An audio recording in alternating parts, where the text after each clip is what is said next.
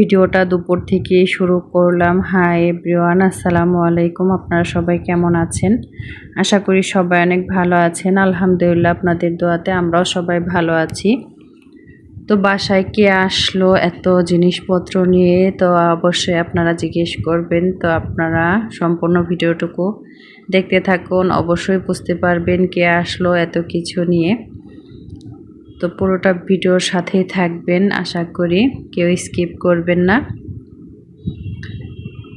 তো অনেক দিন পর বাবা মা আসলো বাসায়, আর এত কিছু নিয়ে আসলো, 2 বস্তা ভর্তি করে জিনিস নিয়ে এসেছে।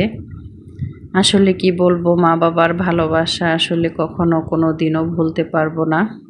তো প্রত্যেকটা সন্তানই বাবা মার ভালোবাসা কখনোই ভুলতে পারবে না। তারপরও যে যার সামর্থ্য অনুযায়ী তাদের সন্তানদের দেওয়ার চেষ্টা করে। তো আমার বাবার যতটুকু সামর্থ্য চেষ্টা করে আমাকে দেওয়ার জন্য, আমাকে ভালো রাখার জন্য, আলহামদুলিল্লাহ।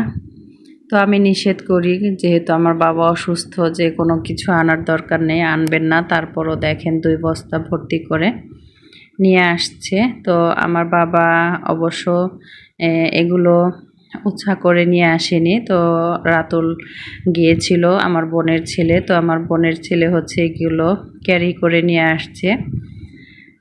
তো যাই হোক, দেখেন কত কিছু এনেছে। আসলে এত কিছুর নাম বলতেও পারবো না, আপনারা দেখে দেখে বুঝে নেবেন। তো আমি একটা একটা ব্যাগ থেকে বের করে নিচ্ছিলাম। তো যেহেতু 2 বস্তা ব্যাগ এরকম করে ভর্তি করে নিয়ে আসছে, তো আমার বাবার যতটুকু সামর্থ্য অনুযায়ী এনেছে, আলহামদুলিল্লাহ। তো এটুকুতে আমি খুশি। তো বাবার সামর্থ্য যেটুকু সেটুকু এনেছে। তো কি বলবো, আলহামদুলিল্লাহ। আমি বাবা যদি নাও আনে তাও সন্তুষ্ট, তাও খুশি, আলহামদুলিল্লাহ। আসলে হয় কি, প্রত্যেকটা বাবা মারই যে যার সামর্থ্য থেকে চেষ্টা করে তার ছেলে মেয়ে নাতি নাতকুরদের মানে খুশি রাখার জন্য, ভালো রাখার জন্য। আমার 2টা ছেলে এতটা খুশি হয়েছে।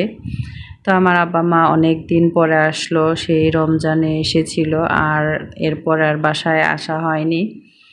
তো আমি গিয়েছিলাম ঈদের পর, আমি থেকে এসেছি। তো আমিও আর মাঝখানে গিয়েছিলাম, তারপর আর যাওয়া হয়নি।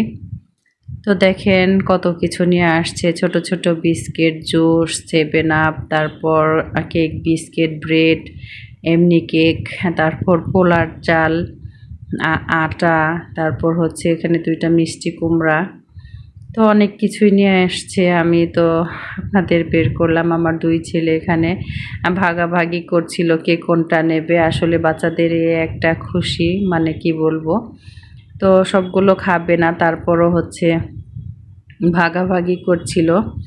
তো এখানে চানাচুর, লাচ্ছা, সেমাই, তারপর 8 লিটার গাভীর দুধ, আর এখানে কিছুটা ভুট্টা নিয়ে আসছিল, আর কিছু টমেটো, কিছু সবজি।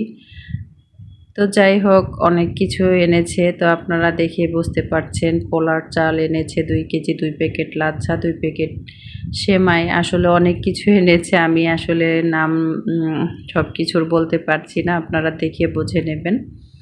তো আমার ছেলে এখন বলছে আমাকে কেকটা কেটে দাও। তো আমার ছোট ছেলে খাবে, তো বড় ছেলে খুলে দিচ্ছিল। তো আমি এখন এগুলো সব কিছুই গুছিয়ে রাখবো।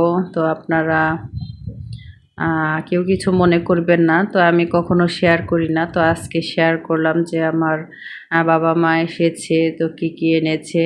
তো আমার বাচ্চারা অনেক খুশি, এর জন্য ভাবলাম যে আপনাদের সাথেও কেন এই খুশির মুহূর্তটা শেয়ার করব না।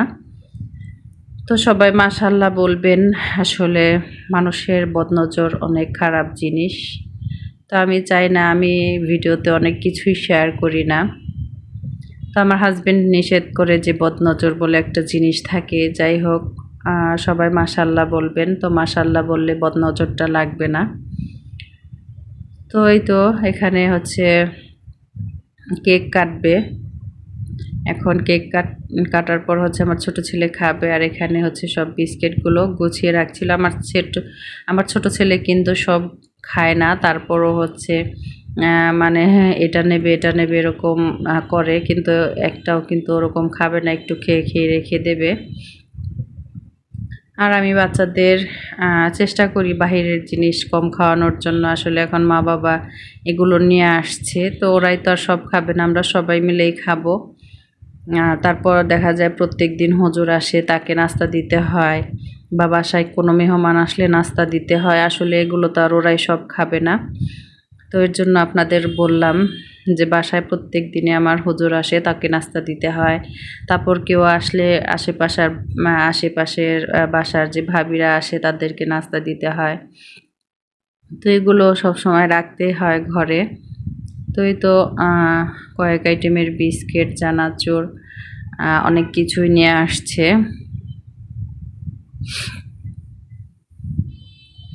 তো আমি নিষেধ করি, তারপরও হচ্ছে নিয়ে আসছে। আসলে কি বলবো, তারপর নিয়ে আসলে তো আর কিছু বলার নেই বলেন। আসলে বাবা মাও চায় যে আমরা আসছি, আমার মেয়ে আছে, আমার নাতি, দুই নাতি আছে, তো তাদের জন্য কিছু নিয়ে আসি। তো এগুলো অনেক ভার হয়ে গিয়েছে। তো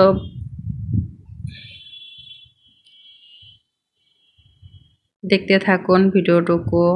তো এখানে সব কিছু আমি গুছিয়ে নেব একে একে। তো এখন হচ্ছে মা সব কিছু বের করে দিল, এগুলো আপনাদের মাঝে একটু শেয়ার করলাম, এর জন্য ওইভাবে রেখেছি। তো আমার দুই ছেলে কেক খাচ্ছিল আর এখানে একটু দুষ্টুমি করছিল।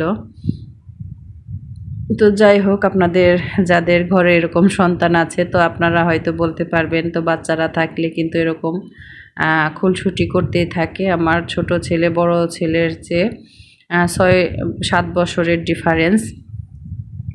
তো তারপরেও কিন্তু ওরা কিন্তু এরকম খুনসুটি সবসময় করতেই থাকে। কি বলবো, তো আপনাদের এরকম ঘরে সদস্য আছে কিনা অবশ্যই কমেন্ট করে জানাবেন। আর আমার কথায় যদি ভুল ত্রুটি হয়ে থাকে অবশ্যই ক্ষমার দৃষ্টিতে দেখবেন। আর যারা এখনও ছোট্ট একটা লাইক করতে ভুলে গেছেন অবশ্যই লাইক করবেন। আর আমার ভিডিও যদি আপনাদের ভালো লাগে অবশ্যই অন্য বন্ধুদের শেয়ার করে দেবেন। আপনার একটা লাইক কমেন্ট শেয়ারে হচ্ছে অন্য বন্ধুরাও আমার ভিডিওগুলো দেখতে পারবে।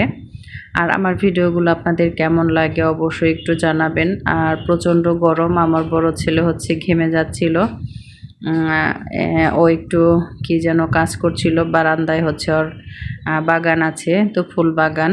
তো সেই বাগানে টুকিটাকি কাজ করে নিচ্ছিল, যেহেতু আমার বাবা মা আসছে হচ্ছে বন্ধের দিন, তো ওরা বাসায় ছিল, স্কুল ছিল না।